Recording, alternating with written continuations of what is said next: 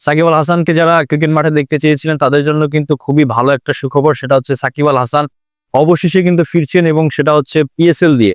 PSL এর দল লাহোর কালান্দার্স তাকে কিন্তু দলে ভিড়িয়েছে এবং শেষ অংশটুকুর জন্য বলতে পারেন, কারণ লাহোর কালান্দার্সের কিন্তু গ্রুপ পর্বে একটা ম্যাচ বাকি রয়েছে এবং এই একটা ম্যাচই কিন্তু খুবই ইম্পর্টেন্ট হয়ে দাঁড়িয়েছে।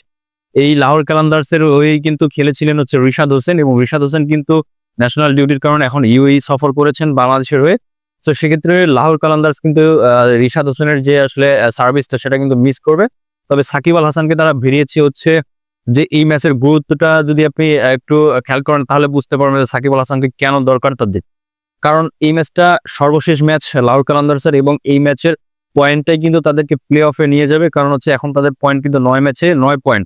তো সেক্ষেত্রে লাস্ট ম্যাচটা যেটা পেশোয়ার জালমির বিরুদ্ধে রয়েছে 18 তারিখ বাংলাদেশ সময় রাত 9টায়, ওই ম্যাচটা যদি লাহোর কালান্দার্স জিততে পারে তাহলে কিন্তু তারা প্লে অফটা সম্পূর্ণভাবে নিশ্চিত করতে যাচ্ছে। সো ডেফিনেটলি প্লে অফটা যখন নিশ্চিত করার একটা ম্যাচ, সেক্ষেত্রে সাকিব আল হাসানের মতো একজন অভিজ্ঞ ক্রিকেটার কিন্তু ওই লাহোর কালান্দার্স যারা ম্যানেজমেন্ট রয়েছে তারা কিন্তু অনুভব করেছেন।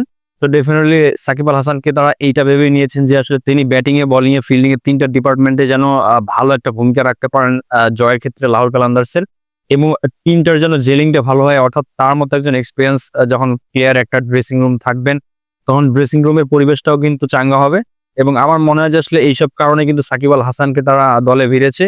সো ডেফিনেটলি সাকিব আল হাসানের জন্য শুভকামনা রইল এবং সাকিব আল হাসান বাংলাদেশের ক্রিকেটেও খুব শীঘ্রই তাহলে ফিরতে যাচ্ছে আমরা কিন্তু মনে করতেই পারে, যেহেতু তিনি পিএসএল এর লাহোর কালান্দার্সের হয়ে খেলবেন।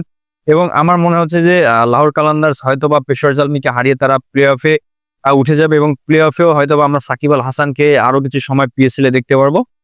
সো আশা করছি যেন সাকিব আল হাসান ভালো একটা পারফরমেন্স দিয়ে তার দলকে প্লে অফে নিতে পারেন এবং ভালো পারফরমেন্স কিন্তু তার কাছে আমরা এক্সপেক্ট করতেই পারি, কারণ তার মতো ক্যালিবারের প্লেয়ার যখন আমরা পিএসএল এর লাহোর কালান্দার্সের হয়ে খেলতে দেখবো তখন কিন্তু আমাদেরও একটা আলাদা একটা চাওয়া থাকবে যে তিনি যেন বাংলাদেশের একমাত্র প্রতিনিধি বর্তমানে রয়েছেন পিএসএল এ, সেক্ষেত্রে তিনি যেন ভালো একটা পারফরমেন্স দিয়ে দর্শকদের সাকিব বন্দনায় মাতাতে পারেন এবং তিনি যেন বাংলাদেশের টিমের জন্য খুব শীঘ্রই অ্যাভেলেবল হতে পারেন, সেটাও আমরা আশা করি।